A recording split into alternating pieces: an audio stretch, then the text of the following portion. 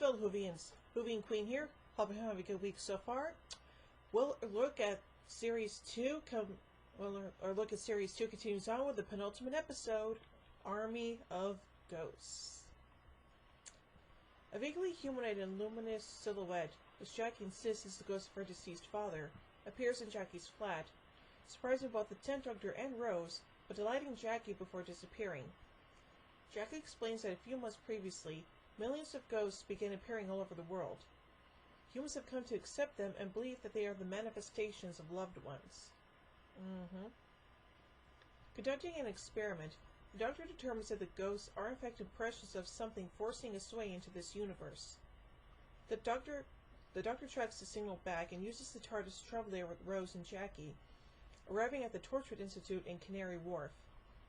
The Doctor and Jackie are taken by soldiers to see Torchwood's director, Yvonne Hartman, while the TARDIS is impounded with Rose inside. Yvonne shows the Doctor the invisible breach, which is the source of the ghost energy, along with the ship which came through the breach, a void ship, designed to exist in the space between universes known as the Void.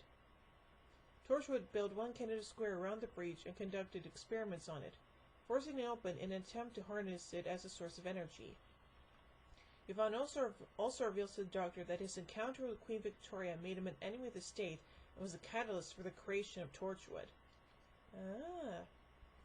Meanwhile, Rose, masquerading as a Torchwood employee, slips out of the TARDIS and gains access to the Sphere Chamber, where she finds Mickey, also disguised as Torchwood staff. Okay then?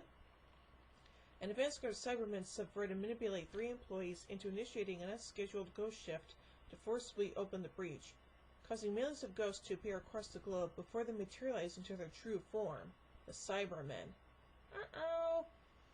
At the same time the Cybermen arrive, the sphere suddenly activates and begins to open.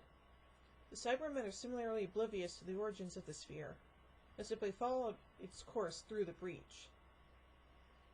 In the Sphere Chamber, Mickey explains to Rose that after a battle in the parallel universe, the Cybermen mysteriously disappeared.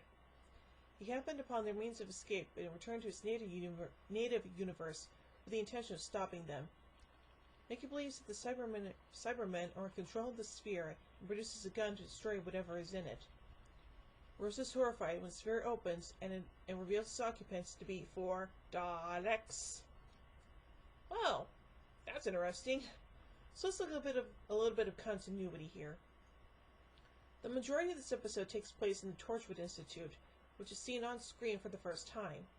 The phrase Torchwood originated from an anagram of Doctor Who used to conceal the original Rush's tapes during the filming of the first series.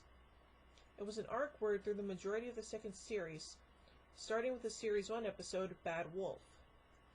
The episode's secondary plot device is the Cybermen, from the parallel universe featured in The Age of Steel and Rise of the Cybermen. The Cybermen breaking through plastic sheets is a recurring theme throughout Cybermen appearances, in particular, the Tomb of the Cybermen, the Invasion, and Earthshock. The concept of a Cyber King, mentioned by Mickey, would eventually come to pass in The Next Doctor. This is also the first episode in which Freema Agyeman appears, although she's not playing the role of Martha Jones, which she would play in Series 3, but a minor character named Adola, sorry if I mispronounced that, who was later revealed to be Martha's cousin. Russell T. Davies admired Agyeman's performance as Adola and called her back to fill the role of companion that Piper had chosen to leave. Although Cybermen and Daleks previously appeared together in The Wheel in Space, The War Games, Mind of Evil, Logopolis, The Five Doctors, and Dalek, this 2-part episode, including the next episode, Doomsday, is the first time that both the Cybermen and Daleks play a major role. That's kind of interesting. And now, finally, onto the production. The 2-part finale comprising of Army of Ghosts and Doomsday was originally going to take place in Cardiff on the Time Rift, which was the focus of the episodes The Unquite Dead and Boomtown. The commission of the Torchwood series in 2005, Davies decided to base the spin-off in Cardiff and relocate Army of Ghosts and Doomsday to Canary Wharf in London. To ensure that Noel Clarke and Sean Dingwall, Mickey Smith and Pete Tyler, respectively, were available for filming, The story was filmed in the season's third production block, along with Rise of the Cybermen and The Age of Steel. Filming for the story started on November 2nd, 2005 on location in Kennington, but this story did not become the primary focus of the production crew until November 29th, when filming began on the scenes in and around the Sphere Chamber. Scenes in the Lever Room, the main setting for the story, were filmed between December 12th and December 15th, and January 3rd and January 5th, 2006. The episode also features references to other programs by the BBC.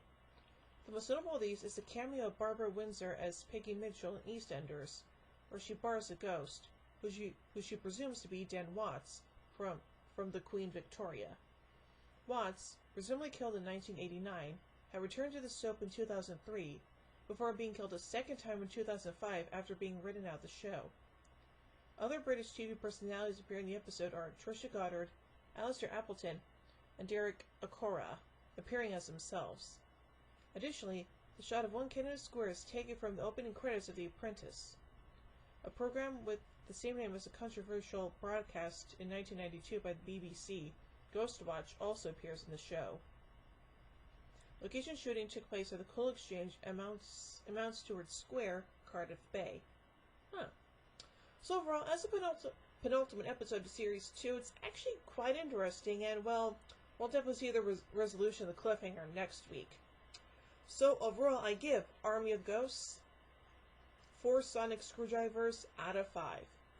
Well, hope you all enjoyed that review, and if you did, be sure to give it a like, also share around, and subscribe if you haven't already. Hit the bell icon so you'll be notified when I upload. And if you want to help me out, support me, then you can pledge to my Patreon page. I'll put a link to it down in the description below. Well, I'll see you all next week as we take a look at the final episode of Series 2, Doomsday. So, until then, this is Hoovy and Queen saying, "Oh my giddy aunt!" When I say run, run! I reverse the polarity of the neutron flow. Would you like it, Julie, baby? Fantastic. Allons-y! Geronimo! Bow ties are cool, fences are cool, and Stetsons are cool.